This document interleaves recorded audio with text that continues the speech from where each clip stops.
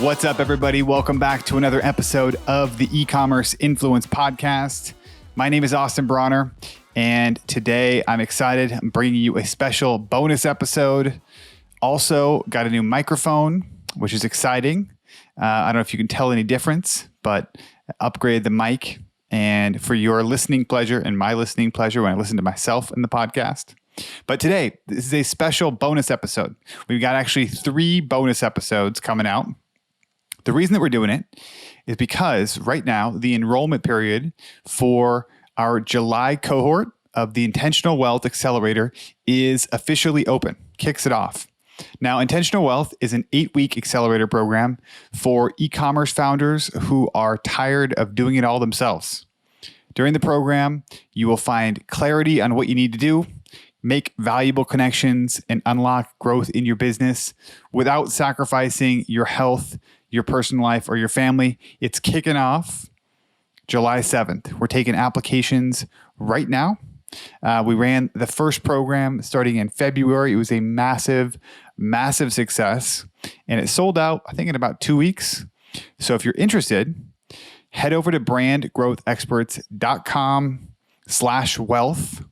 Or you can find the link in the show notes. It's brandgrowthexperts.com/wealth. Get some more details, learn about it, and hopefully apply. I'd love to work with you. So go check that out. Back to the episode right now. So why we're doing these bonus episodes.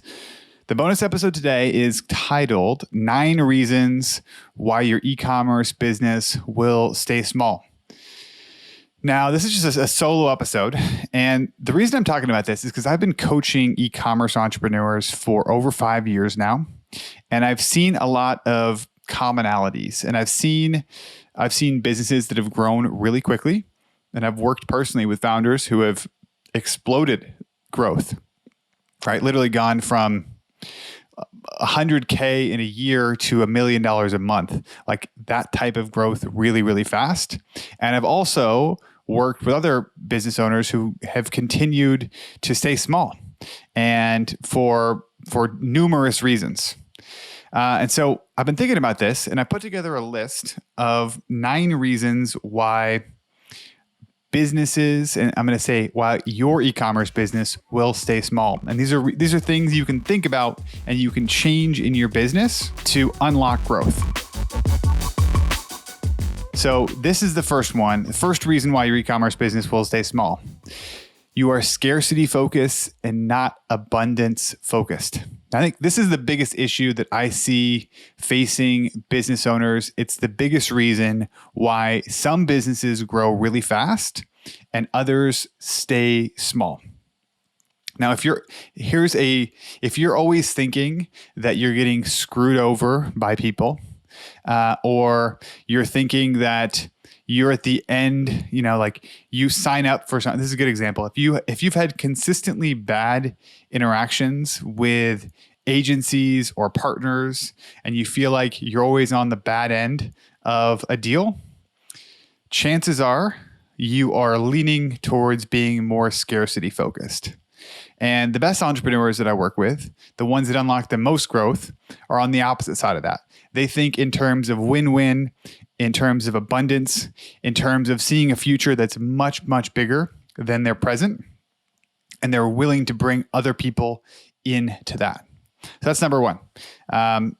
Move, and my advice is to move yourself towards the abundance side. It's going to make your life a lot easier. It's going to make growing your business a lot easier.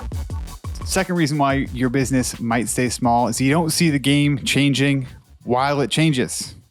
Now, the reality is that no matter how you grow your business, at a certain point on your path to doing, let's say, 10 million in sales, customer acquisition is going to change. And it's going to change drastically. You might hit a wall in your business. And initially, you might have a lot of success doubling down on one channel and tripling down and quadrupling down and growing on that channel. But at some point, you're going to hit a wall. And that could be at 4 million, that could be at 8 million. And what you do once you get there is going to make the difference of whether or not you're able to get to the next level, if you can solve that challenge. And the challenge really comes with hitting and connecting with all the people that are likely to buy your product right away. And it's going to change a little bit. Sometimes that means opening up a new channel. Sometimes that means expanding your marketing. Sometimes it means it's working on your product, improving it, rolling out new products. There's lots of different ways to solve that puzzle, but that is a puzzle that's going to come your way on your way to $10 million. The third reason why your e-commerce business will stay small is that you have superhero syndrome. Now, I've seen this. This is common, and everybody has this to some extent. If you've had any success in business, usually it starts out that you have to get a lot done. You got to be the person driving things forward. So it's very common to have this. What I've noticed, though, is that the challenge comes when people don't realize they're the biggest, like a founder doesn't realize they're the biggest bottleneck in their business and they are holding the whole business back. Or they understand that they're the biggest bottleneck, but they don't do anything to make that change. They don't get help to move themselves out of this superhero role. There could be many reasons for that. It can feel good. It can be an ego boost if the business is heavily reliant on you and you're the one that does everything, and feeling busy can be addictive. That's one of the reasons I think why people don't transition out of that role. But it can really, really hold a business back. And I think sometimes that can also be combined with scarcity, being worried that they can't hire somebody because they're afraid that the business is not going to exist in the future. So, that's a big one. And it's a big one to get help with, especially if you're in that role right now and you feel like you've got so much on your plate. You're probably the reason that you're holding the business back. I'm saying this, and it's a reminder to myself because I find myself being a bottleneck. And whenever I feel that, it makes me really, really uncomfortable. And I try to figure out how to get out of that. So number the fourth reason why your e-commerce business will stay small. This was a big one, that you run out of cash. So one of the skills that you must develop for the business to be able to grow is an ability to manage cash. And this is something that in intentional wealth, it continues to come up when I'm working with clients. Alan, who was one of the members of the first cohort, he runs a company called Peddlera, and he came in and gave a presentation about how he manages cash in his business. And he runs a larger business, a high 7-figure business, and they're growing incredibly fast. And the way he thinks about managing cash is of somebody who recognizes it's a scarce resource, and the only way to not run out of it is to think about it and plan and make plans to not run out of cash. And that's something that you generally don't need to think about as much early on, but it will catch you and sting you if you don't think about it as you move forward. Fifth reason why your e-commerce business will stay small is that you're transaction focused, not transformation focused.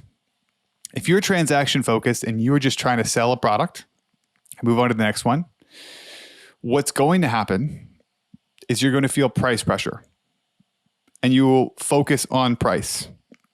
And if you are a price-focused business, you are going to lose in the world of Amazon. There's always going to be somebody who can sell a product for cheaper than you.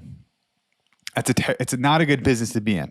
And you can think about this if you think about some of the businesses that we've seen in our space have large exits. They're not trying to sell a product for the cheapest. They're trying to create a brand, and that brand is a transformational brand.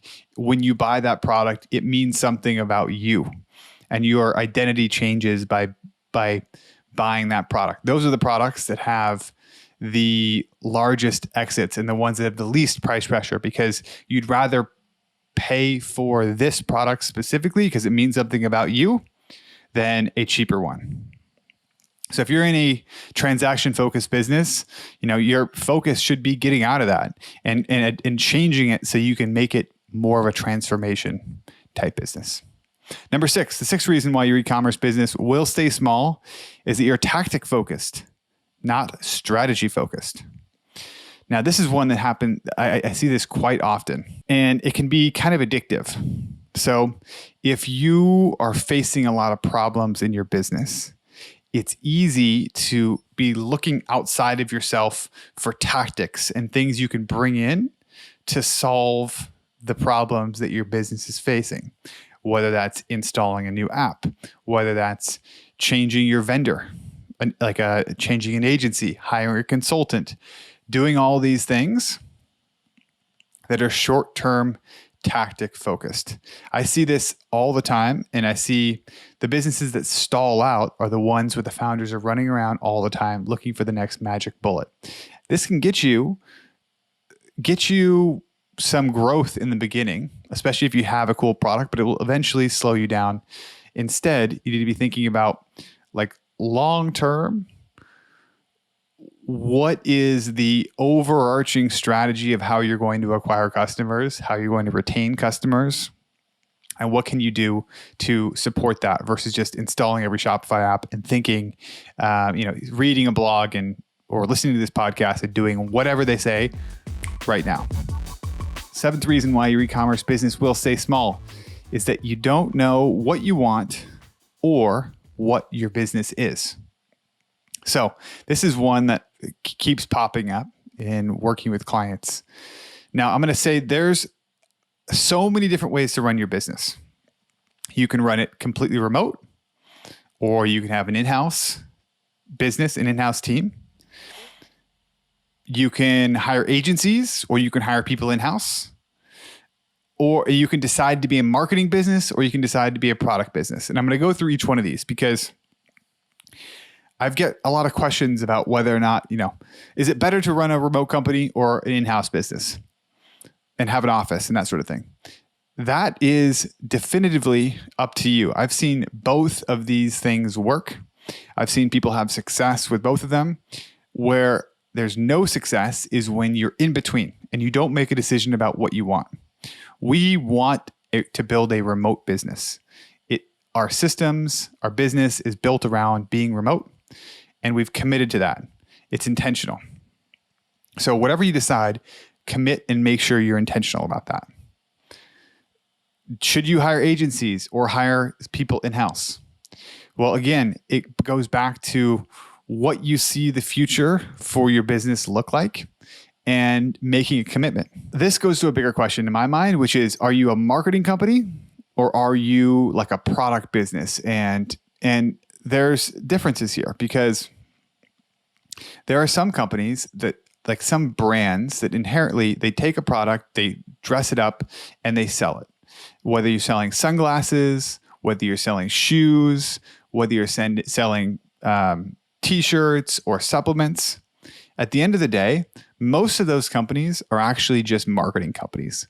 They have products, and the reason that the products are valuable is because they're in the transformation business, because they've created a brand that people feel like they can be a part of. And at the end, it's like the Kylie Jenner story, right? She's a marketing company, not a product business. They white labeled products. Now, if you're a marketing business, and that's first and foremost what you do and what's valuable, it's going to be very hard to long-term work with an agency on all your creative. Because again, marketing, a company like, I'll give a good example everyone knows. There's Movement Watches and Traeger Grills. Traeger Grills is a product business. They have an incredible, unique product. They also have to do good marketing to sell it, but at the end of the day, they're a product business.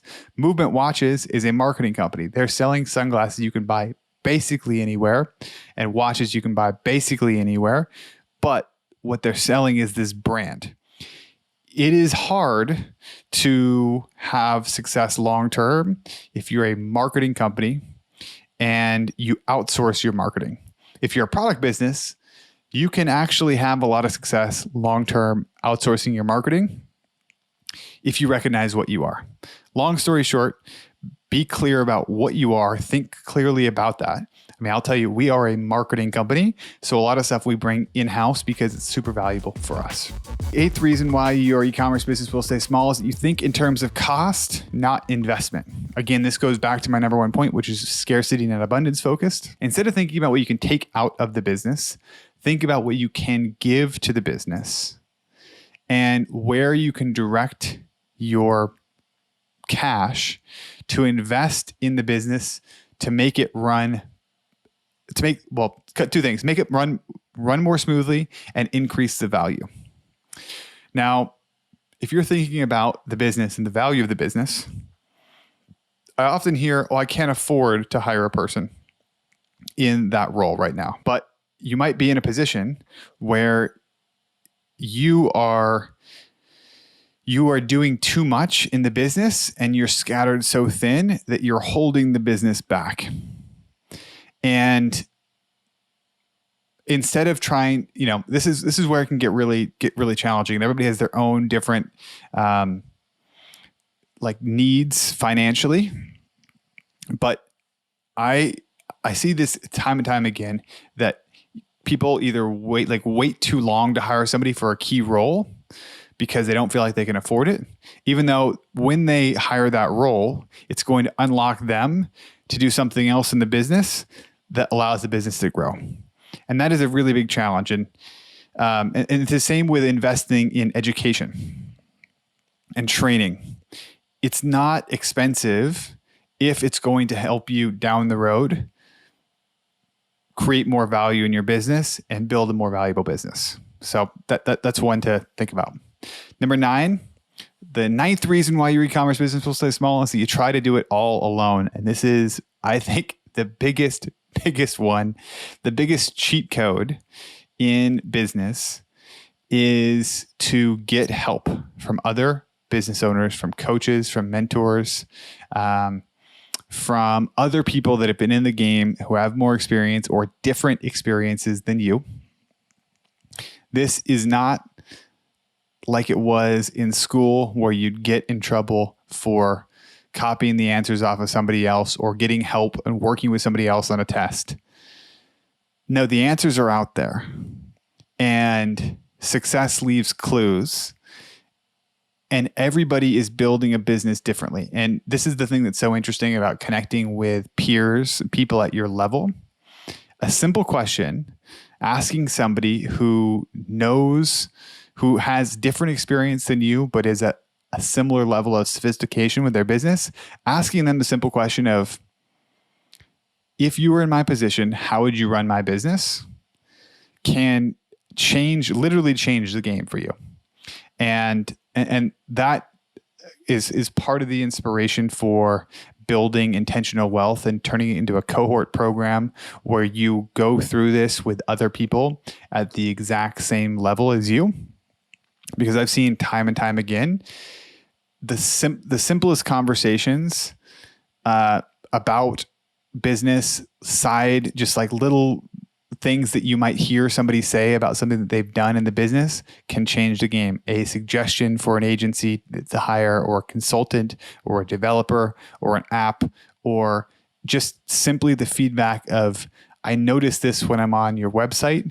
This seems different than maybe my expectation, can change the entire game. So those are the 9 reasons. Highly recommend, if you don't have a group that you're meeting with, or people specifically that can give you feedback, to dive into that. So I hope you guys enjoyed that one. On the next bonus episode, I'm going to discuss how and why you should be thinking about building a self-managing company, what that looks like, and how to do it, and some things you can kind of take away to install in your own business to free up time, get more clarity, and make business easier. Till then, see you guys on the next episode. And a reminder, if you want to apply for Intentional Wealth, the cohort opens up on July 7th. You can head over to brandgrowthexperts.com/wealth, WEALTH. to learn more. Hope to see you inside.